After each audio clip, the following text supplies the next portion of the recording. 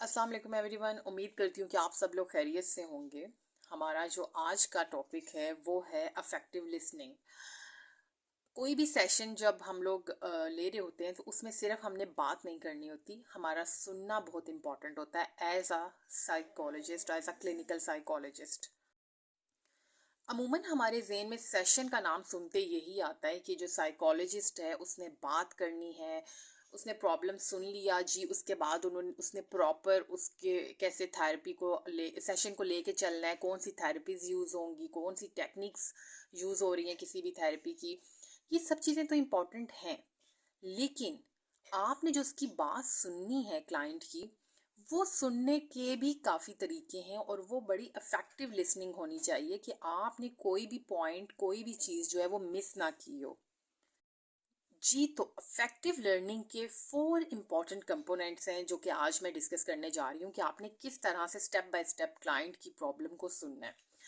और वो 4 कंपोनेंट्स क्या हैं जी?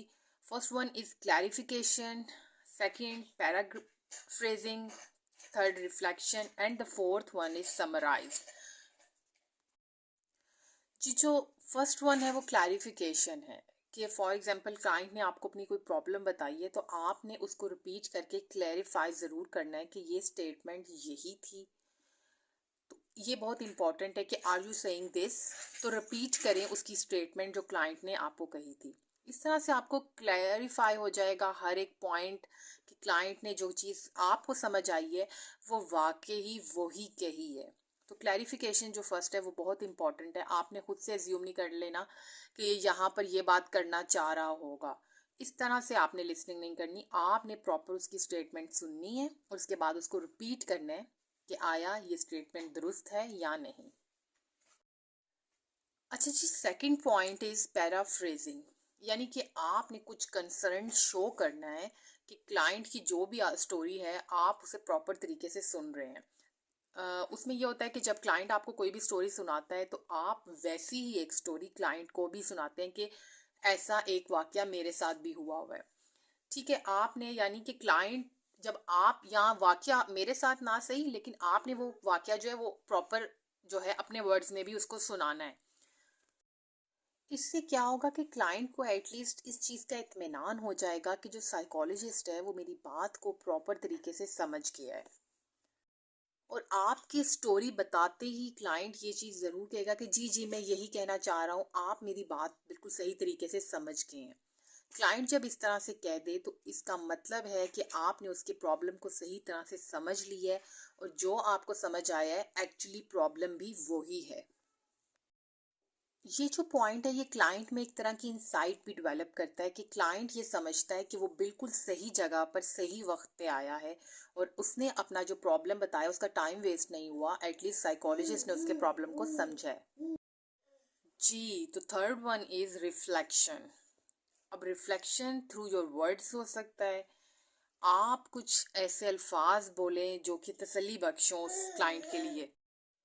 आपने क्लाइंट की तरफ कुछ एम्पैथेटिक कंसर्न जो है वो शो करना होता है। Last one is summarised. आपने जब पूरी स्टोरी क्लाइंट की सुन लेनी है तो एट द एंड उसको समराइज ज़रूर करना है ताकि क्लाइंट को इस तरह से एक इत्मीनान होता है कि जो पूरी स्टोरी मैंने बताई है वो जो थेरेपिस्ट है उसको समझ आ गई है और उसके बाद जो है वो ज़रूर कोई मुझे प्रॉपर इसका सोल्यूशन जो है वो बताएगा।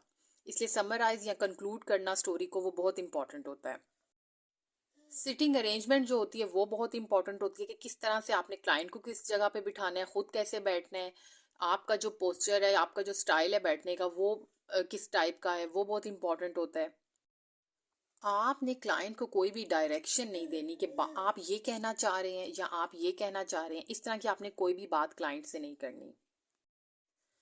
क्योंकि जब आप क्लाइंट को डायरेक्शन देना स्टार्ट कर देते हैं ना तो वो समझता है कि शायद जो मैं कहना चाह रहा हूँ वो कहना सही नहीं होगा, तो वो फिर ये कहता है जी जी जी जी यही, तो वो अपनी बात को चेंज भी कर सकता है। इसलिए आपने कभी भी क्लाइंट को डायरेक्शन नहीं देनी कि आप ये कहना चाह रहे हैं या ये कहना चाह रहे हैं।